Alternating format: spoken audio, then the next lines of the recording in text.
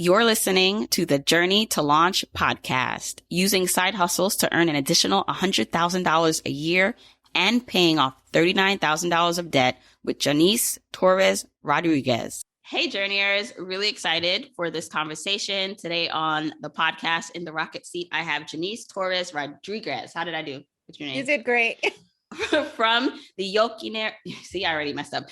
Quiero Dinero podcast and platform. Hi. Yes. Thank you so much, Jamila. I cannot believe I'm here with you, and your Spanish is lovely. I'm so impressed.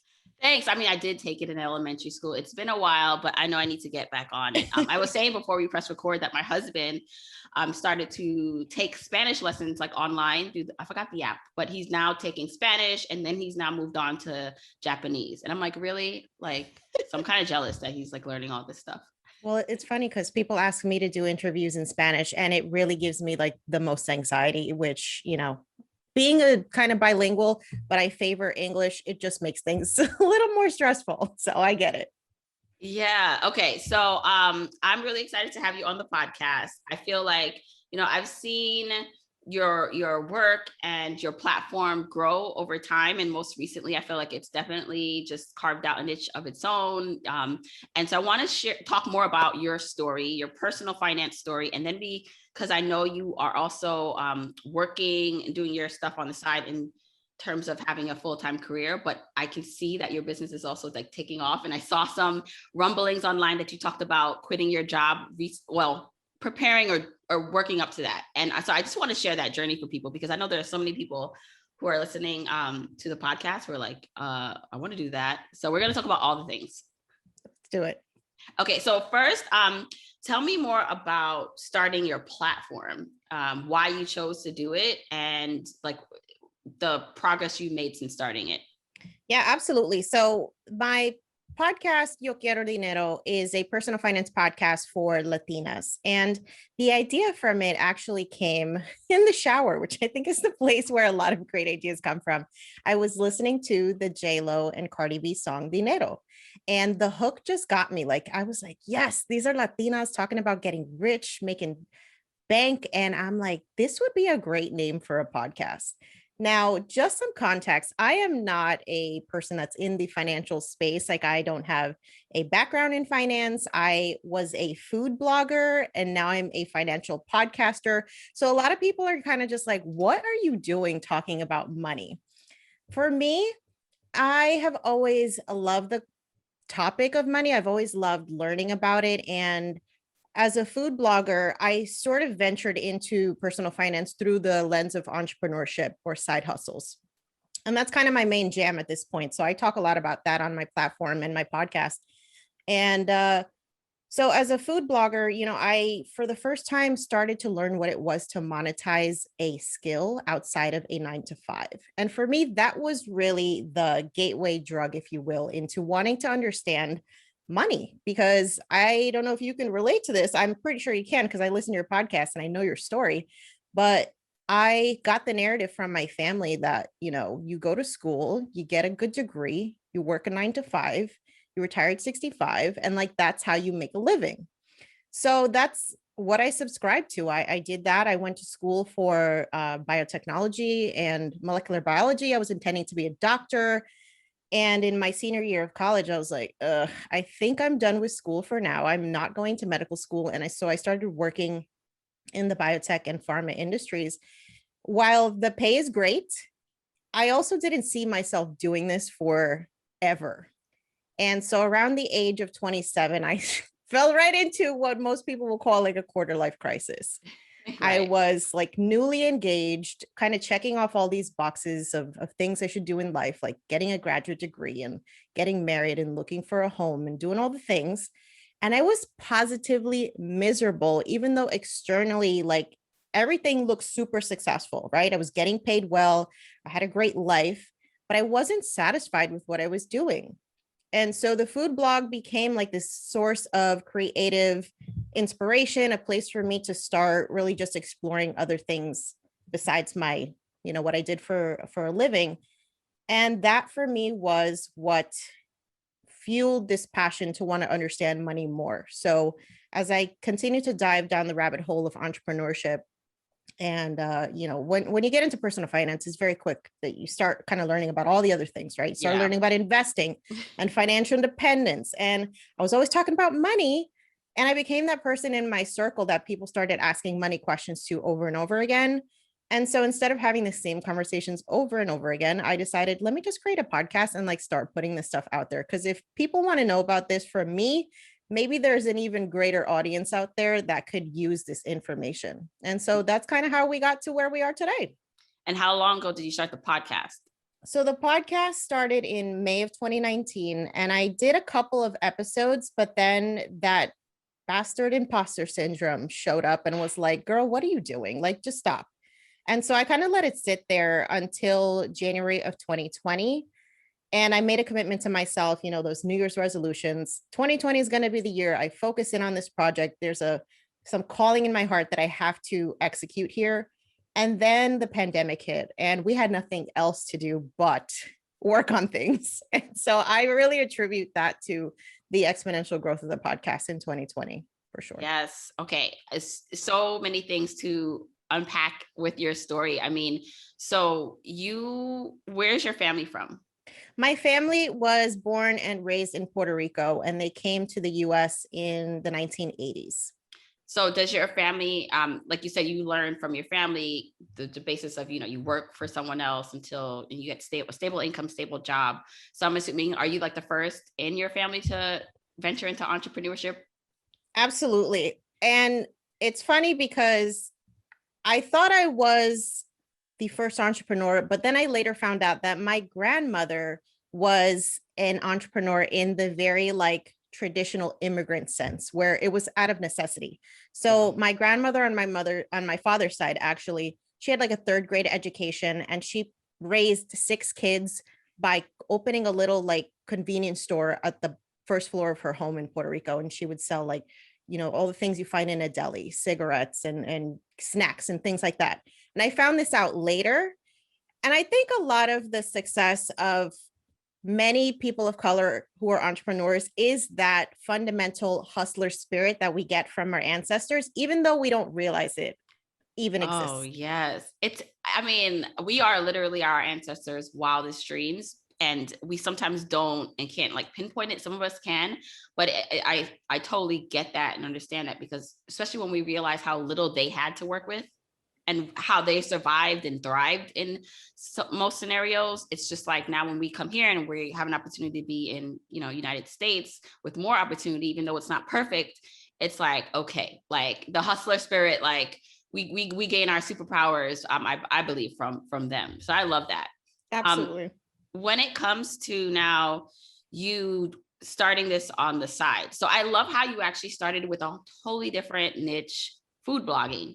And then food blogging led you down the rabbit hole, because so many people have different things they're interested in, or they have something they're interested in. They don't really know how they're going to monetize it. Not that they have to monetize everything, but that even just by pursuing that one passion, it will eventually lead you to where you need to be. Right? Yes. Talk about that part, how you had to find your way through different things to get you here. Yeah, absolutely. And that's something that a lot of people ask me about, right? Because at this point, I'm helping people who are aspiring side hustlers create their own side hustles. And that is the hardest part of just first figuring out what you want to focus in on. I always lead from a place of, am I passionate about this before I'm even thinking about monetizing something? And I can honestly say that with the food blog, I had no intention to monetize it. And it's the same with the podcast.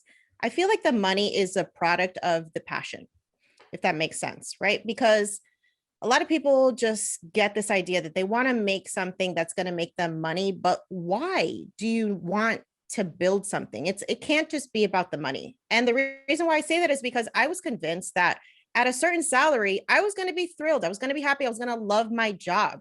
And I kept finding that even though I was getting raises, even though I was getting promotions, even though I started making 6 figures by the age of 30 in my career, I was still effing miserable. And so for me, I learned that lesson early on, that it's not about the money. The money will never be enough. And it's the same or even more so with entrepreneurship, because if you're going to be walking away from a career to then throw your entire existence into this business, you better care about something more than money. Yeah, and same, right? Like there's always these levels that you want to accomplish. You said, once I get there, I'll be good.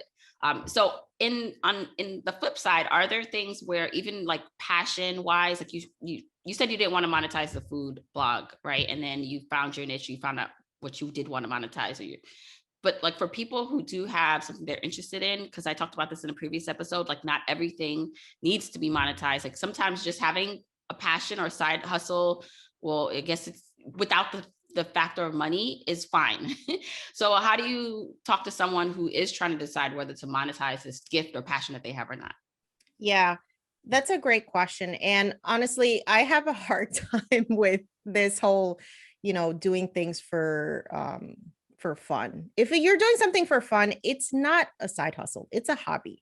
And it's fine to have hobbies, but if you want to monetize something, like that's fine too. I don't think that we necessarily have to like, make money doing every single thing, like at every waking moment. I don't think that's healthy either. But I just want to make the distinction that a hobby is a hobby. It's meant to just give you this respite from, the work and the strain of life, if you will. A side hustle, by its definition, is meant to be a secondary source of income. So you don't have to monetize everything in your life. The thing is that I have found that people will offer you money to do things if you're good at it, even if you don't intend to do so. And it's funny how that works. It is, because even with the whole financial independence movement, which we could talk a bit about, a lot of people who I find that have reached a level of security or work flexibility, like I have, I'm not completely financially independent, but even if you do reach that, you end up earning a lot of money because of you become good at something. Because to get to this level, to get to the point where you have optimized, whether it's your income, expenses, your life, like that takes a certain level of skill set you have to work on, which means it can transfer to other places, or other people want to learn from you and want to give you money. Absolutely. Sometimes you got to turn them away.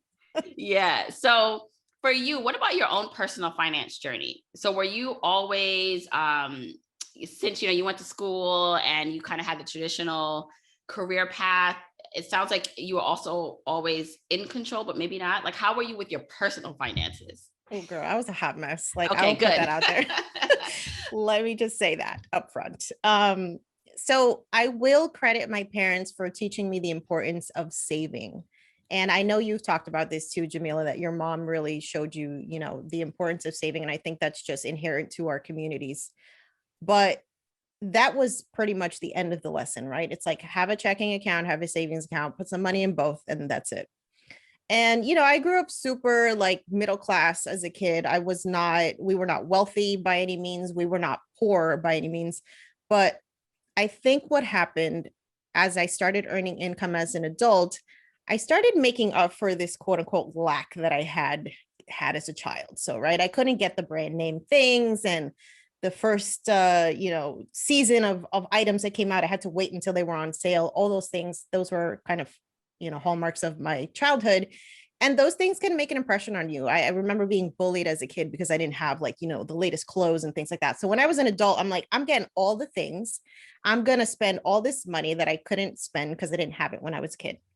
And so even though I was making great money, I had no budget, I had no system of managing my money. I started investing when I was 22, just because, HR is like, here, this is a 401k, go and open it and start putting like some money in there. So I was probably putting like 2-3% in there. Had no idea what I was doing. And that cycle pretty much continued even after I started earning extra income through my side hustles. I was just using that extra money to be even more obnoxious and just like buy things I didn't need, fill my house up with stuff I didn't need, going on vacations to escape this life and this career that I didn't really even enjoy. And so money definitely became like this bandage for me to mask up all these things, all these mental health things that I didn't want to address. And for me, the turning point was buying a house and finding that I was absolutely miserable with the decision. because again, I had subscribed to this checklist of life where you get married, you buy a house, and that's the mark of success. And I did that. I was even like, oh, I'm not just going to buy a house. I'm going to buy an investment property. So my plan was to live on one unit and then rent out the other one. 2 weeks into owning that house, the basement flooded. It was like a series of unfortunate events in the first 6 months of owning that home really put me like in a downward spiral to the point that I had to see a therapist, because I was just like felt completely out of control of my life and had this like come to Jesus moment of, what are you doing? You've been operating in autopilot and you're making all of these decisions that are making you absolutely miserable. And right around that point in time, I found out about financial independence. And so we can go into kind of what this whole thing has transformed into. Yes. Okay. I do want to go back to the home because I have so many journeyers, people who want to get to the point of buying a home. And home ownership, just like entrepreneurship, is not for everyone, but it is a means of wealth building, especially for communities of color. So, I don't want to discourage people from doing it, but I think we need to be more real just about like even motherhood for those who have not are not moms yet, but want to be and like only see the fun side of it. It's like, there's a lot that goes with that too. So back to the home buying process for you, because I think we should like talk a little bit about that for people, because do you think it was the intention because you were not really, because you were doing it for the wrong reasons, like I'm quoting here, that's why even when these bad things happened, which kind of sometimes happen with homes, you weren't able to withstand it, or it was emotionally draining for you, versus if you went into it more aligned, or even knowing that this was what you wanted, not what was pushed on you, even if those things happened, you would have been able to withstand it. Like, what do you feel like, based on how you went about it, it could have impacted you differently? Yeah, I think the first thing was that it really was something that I was feeling pressured to do, because I had been married for a couple of years. I saw everybody around me buying a home, and it was kind of feeling like, well, I need to do this too. So that's number one. The second thing is my finances were not in a place to be able to manage the additional expenses that come with purchasing a home. I just did the 3.5% down FHA loan, emptied out my savings account, even took money out of my retirement accounts to put the down payment on the home, because I had bought the home in New Jersey. And New Jersey and New York, like prices of homes there are insane. So even a down payment is going to cost you $25,000, $30,000 on a home. So I emptied out all of my reserves. And then when the emergency started happening, I was forced to take out a 401k loan. I was forced to put debt on credit cards because I had no safety net. And this, HGTV culture that we live in convinces us that like home ownership is this blissful dream existence, and it was anything but. So I think I just went into it really ignorant about what the actual expenses would be, what the actual expectations of me would be as a landlord. Did I even have the personality to be a landlord? I later found out, no, I don't. And these are all like, 2020 hindsight lessons. But I think it's just important for people to do not only a financial checkup on themselves when they're thinking about buying a home, but do like the mental checkup on yourself. Like, are you ready for the stress that comes with these big life-changing decisions? Because once you make those decisions, it's not like you can be like calling up the mortgage company next week and be like, you know what, it's not for Right. me. Right. Well, that's the thing. Like, these are such permanent big decisions, and eventually you can like get out of some of these choices, but they're it's not a liquid asset that you can just like sell tomorrow. It's going to take time.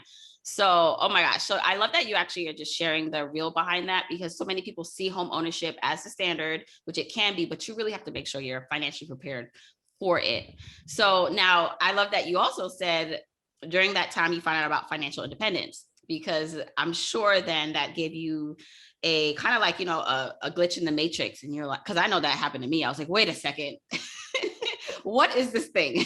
Yes. Why did I know about it before? So talk about discovering that for yourself and what you started to do now to dig yourself out of what looks like it was like a financial hole. Yeah. So, I'm finding myself in this pit of despair, just having bought this house and literally feeling like I've made this decision that's going to trap me in my misery for the next 30 years, right? Like now I have to stay with this job that I don't even like. I'm going to be a slave to this debt forever. And then I find out about financial independence through you and some other podcasts. And that was honestly the light bulb moment for me that there was another option. So I started listening to personal finance and specifically financial independence podcasts like it was my job. I wanted to learn everything about it. I started talking to my husband about it. And, the first thing he's just like, yeah, okay, whatever, sure. Sounds like a Same. fantasy, right? Yeah. And, one thing that I realized is like a lot of the people that were talking about this stuff are obviously like white males that are in pretty lucrative careers, don't have a lot of the same kind of responsibilities and things that, women of color deal with. So I think initially for me, there was a big amount of skepticism around like, is this even something that's possible for me? And it wasn't until I really looked at my numbers, my income, my debt, my side hustle income, and what I could start doing to put these tools in place and really start implementing the principles of FIRE in my life that I realized, oh, wait, I can also do this too. I have the framework here. I'm just not putting it in place. And so I did a couple of really drastic things that people might be like, girl, you cray. Okay, but before you get into that, I want to step back. I always like to frame this for people who this might be the first time, like this podcast episode, maybe the first time someone is hearing about financial independence. So can you give your definition of financial independence? Yes. So for me, financial independence is not having to work for money.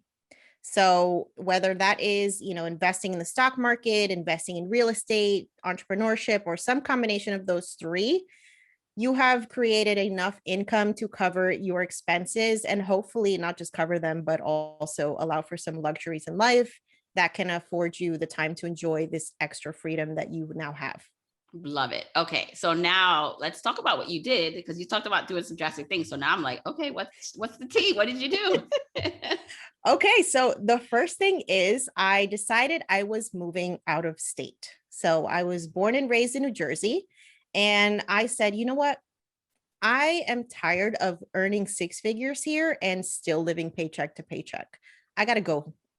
So I work for an employer that is a global company and that has offices all over the world. And I found out that they had offices in Florida. So the cost of living in Florida is much lower. There's no state income tax. It's very business friendly.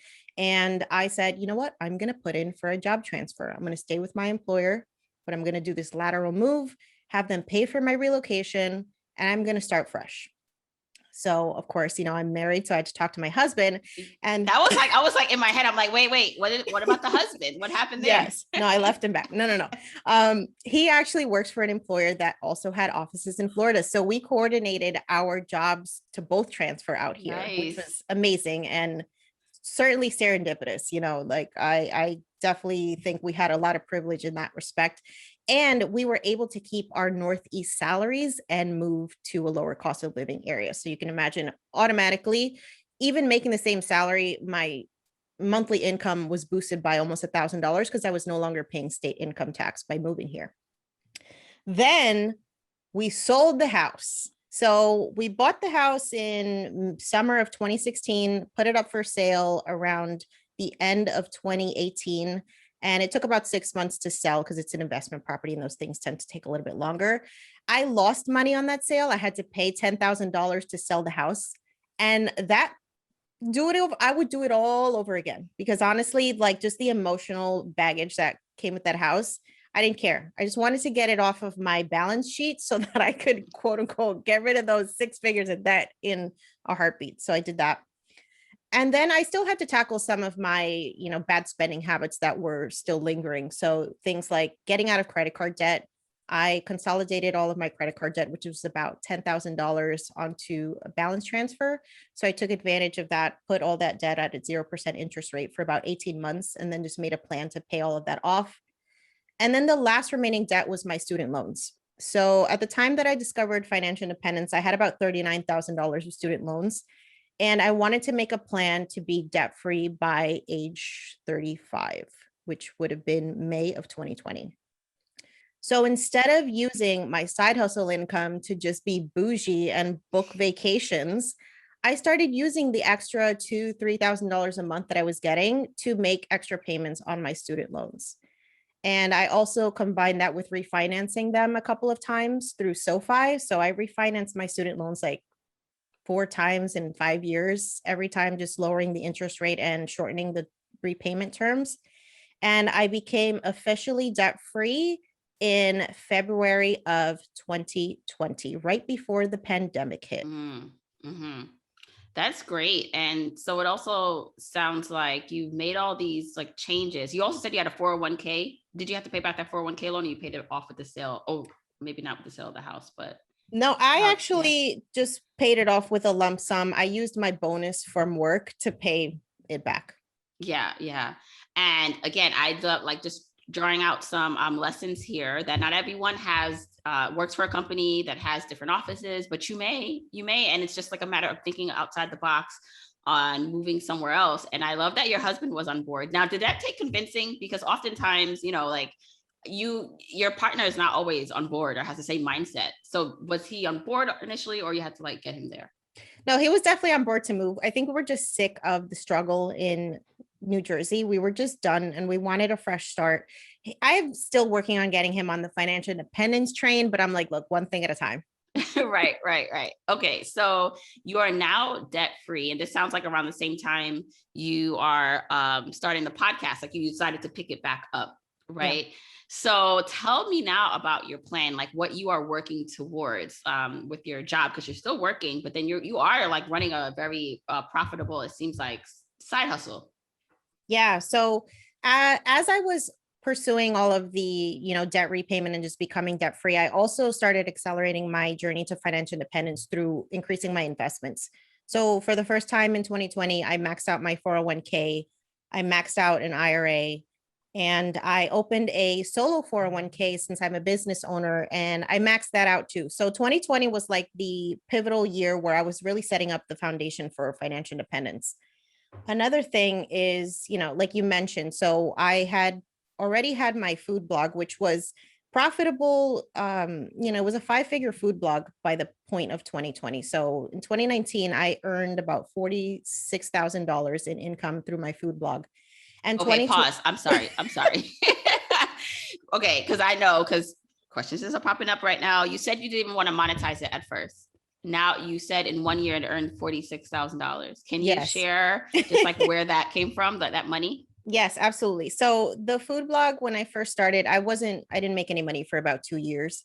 And what I started to learn was, as I was building it, because it was kind of this thing, it just kind of happened, like I think a lot of entrepreneurs don't even realize they're building businesses up front. And so the food blog became a business, even though I didn't realize it. So the way I started monetizing it was through display ads. So if you go on websites and you see those little ads that pop up either from the bottom of the screen, or you see little videos and things that come up, you actually get paid for that. And it's calculated based on the amount of traffic that you have to your website. So I focused heavily in 2015 and 2016 on optimizing what's called search engine optimization. And that's the science behind getting Google to find your website and show it to people when they search for things. So as I was continuing to hone in on optimize my food blog for SEO, that started paying off. I started earning, several $100s a month in ad income.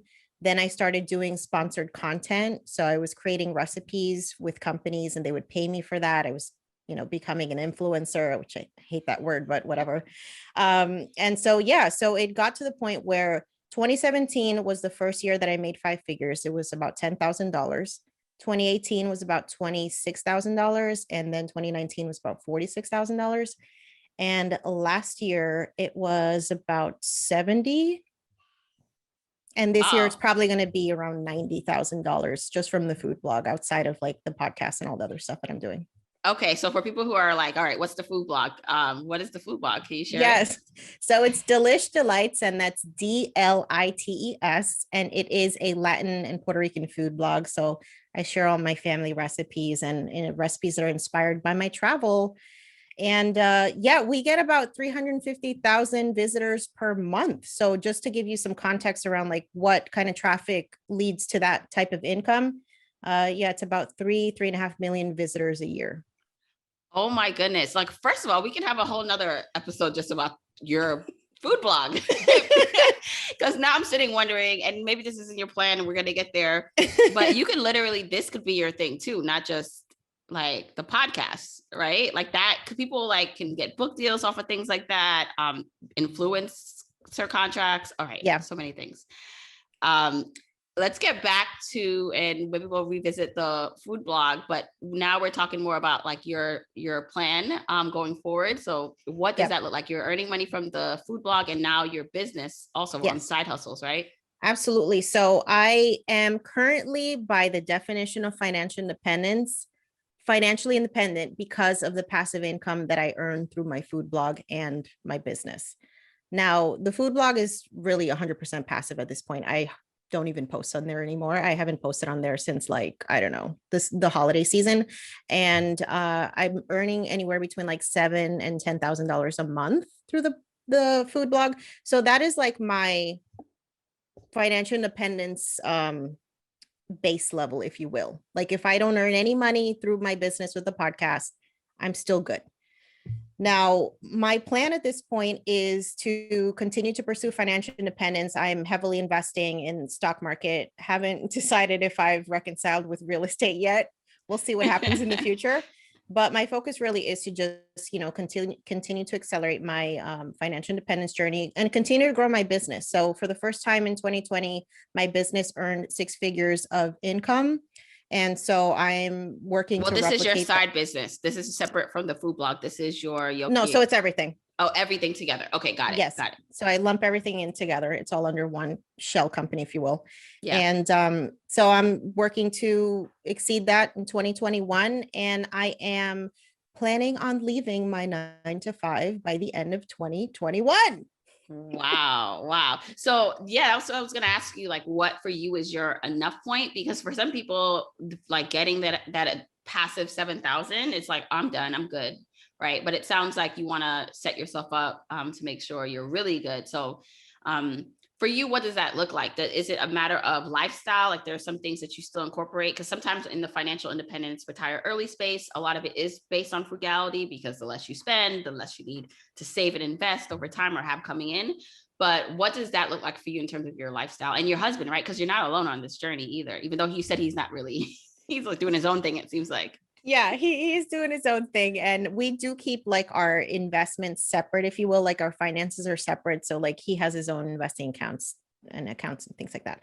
I'm sorry, repeat your question again. Yeah, no, I'm wondering for you, what is like, so your enough point. It sounds like you could have stopped working like a while ago, but you're continuing to save and invest and squirrel away money. So what is it based on lifestyle choices that you want to enjoy a certain level, or what does it look like? Yeah, so I think for me, it has more to do with the fact that I'm not only planning for myself, but I'm planning for my family. And I think this is something that not enough people talk about in the financial independence space. Like I am also building a nest egg to be able to take care of my parents in their retirement because I know that they don't have the funds and the resources to be able to do that. So that's going to require substantially more money than I would need for my own personal goals. And so that's why I'm still working and still planning to, continue to grow my monthly income because it's about bringing everybody up with me versus just me.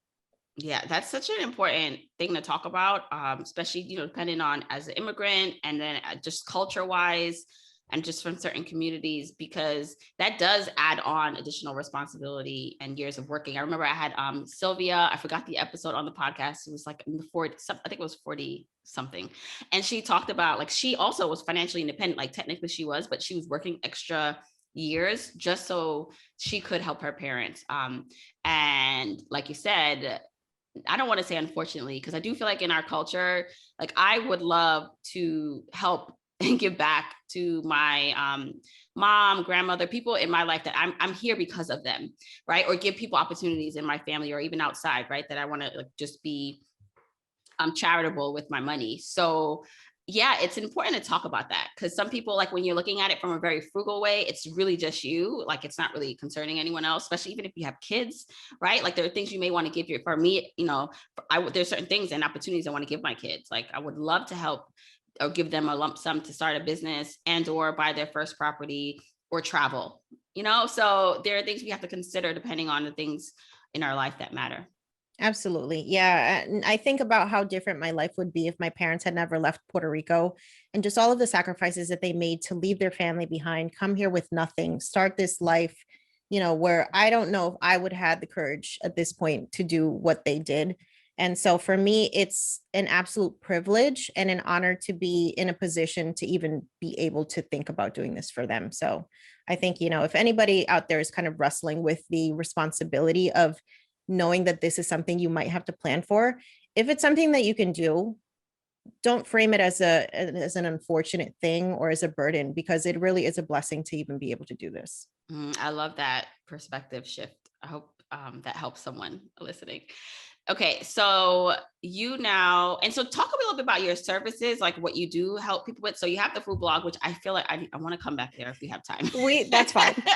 And then, but you also help now people with their own side hustles, right? So talk about that.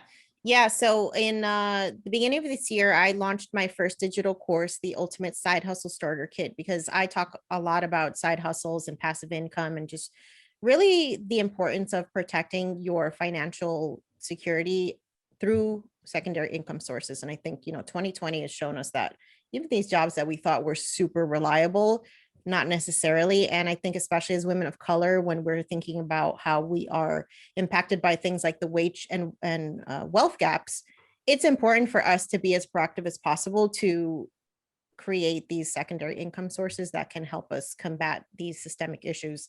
So I help primarily women of color create their side hustles. So if you find yourself in a position where you want to do this, but you don't necessarily have the support or the resources that you need to be successful, I have a group coaching program where I bring my students on for an 8-week program, and we talk from everything from how to choose your side hustle to embracing the entrepreneurial mindset, getting past those blocks that are keeping you from even putting your offer out there. And then we talk about how to structure your offer, how to deal with business finances. I bring on experts from all types of industries, and really just setting up the framework for you to be successful and avoid all of the pitfalls and all the time that I had to invest to create my businesses. So it's definitely a passion project of mine. And I just love seeing people come out on the other side, like finally, taking the courage to put themselves out there and really just embracing this other side of them that they maybe haven't felt like they had permission to do before. Yeah. And when it comes to side hustles, for someone who right now has an idea, is thinking about starting it, what's like the one piece of advice, that they can do right now, like from after listening to this, that can help move the needle for them? Yeah, I think if you are called to do something, the thing you have to do is just start doing it, honestly. And it sounds really simple, but we can get so in our heads about having to show up perfect, having to have all the questions figured out, having to, have this whole brand behind you and create all this social media and get a logo and do the website and all these things. And all of those tasks can just be ways of you self-sabotaging, because procrastination is just another version of fear manifesting itself. And a lot of times we just use all of these reasons why we shouldn't be doing something because we're quote unquote not ready as manufactured and made up reasons why we can't just show up for ourselves. So if you're passionate about something, if you have some sort of skill that can help people, start with your circle, right? You don't have to approach strangers on the internet and be like, hi, buy something from me. There's probably people in your life that your skills and talents can start helping right now. Use those as your first clients to start validating your idea. And then, you can get a little bold and start putting stuff out there on Instagram or whatever.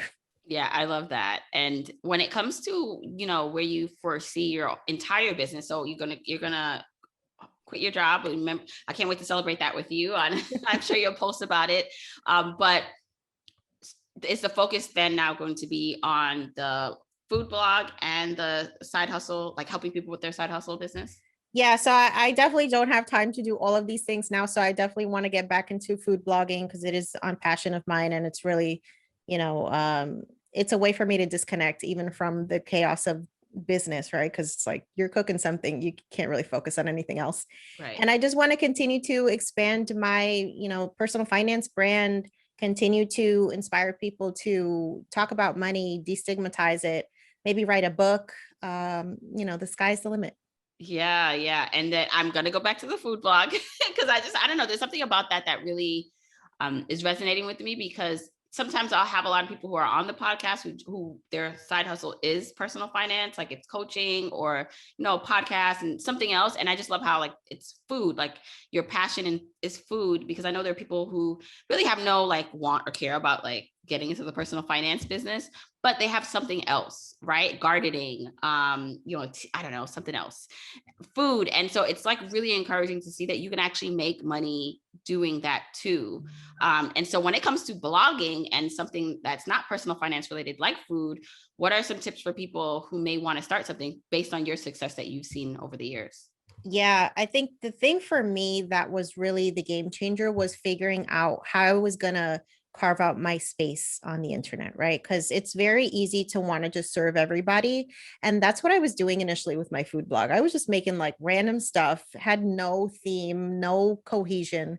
And it wasn't until I really honed into first understanding what people were actually resonating with what I was posting. So the stuff that started going viral was my Puerto Rican recipes. And initially I had the thought that I'm sure a lot of people have, that like nobody cares about this. Like who's gonna look at this stuff? And it wasn't until I did some market research and realized that there was probably only a handful of Puerto Rican food bloggers, period. And I'm like, wait, there is a community of people who are not being served adequately. And so what if I just started honing in on this instead of trying to be everything to everyone? And that was honestly what led to the success, not only of the food blog, but also of the personal finance podcast, right? Because I make it very clear, my personal finance podcast is for Latinas. And the reason why I did that is because there was nobody talking about this stuff. If I had just come on here and started talking about money, I'd just be another lady talking about money, but for who? Like, who do you care about? Who are you trying to serve? And so I think that is something that should be a driving force for anybody who's building a business, whether you're a blogger or a podcaster, figuring out who is not being served and how you can authentically weave that into your message. Yeah, and as you're talking, so I have a sister. I have a bunch of sisters and brothers actually. One of my sisters is a chef, like that's her passion. She's not like online really. I mean, she has like an Instagram page. I'll shout it out when I'll do that in the intro outro because I forgot it. She's gonna kill me, but she doesn't listen to this podcast, even though she should. But she like doesn't do like blogging stuff, right? Like there's some people like she just likes to do the work, and so she like will she's worked for restaurants. She'll sometimes cater things. And I just like from what you're saying, and she's Jamaican, like I'm Jamaican, but she's really Jamaican because she grew up there. And I'm like, yes, she should have a food blog. But I'm like, I don't have the time to help her. So, and I don't know that she wants that blog. Like she might just want to be in the kitchen cooking. So I think it's just interesting, like the types of different ways people can approach this. And so, yeah, I'm just thinking out loud of how I can like, yeah, I mean, she could start a YouTube channel. There's so many different things. Like some people just are not writers. That's just not their thing, right? Right. And some people love being in front of the camera. So it's really just about finding the medium that makes sense for you and that doesn't feel like work, right? Because if you're going to create a side hustle, the last thing you want it to feel like is another job. Yes. I love that tip. Okay, Jannese, please tell everyone where they can find more about you, listen to the podcast, food blog, all the things. Absolutely. So if you want to find out more about my podcast, Yo Quiero Dinero, or you want to find out more about me, just head over to yoquierodineropodcast.com. You can subscribe for our weekly episodes that premiere on Sundays, and we're talking all things money and mindset over there. And if you want to find out more about my food blog, head over to Delish Delights. That's DLITES.com. And if you make something, definitely tag me on Instagram. I would love to see it. What's your Instagram handle? Delish Delights. Okay, awesome. Love that. And thank you so much for coming on the show. It was great connecting with you. Thank you, Jamila.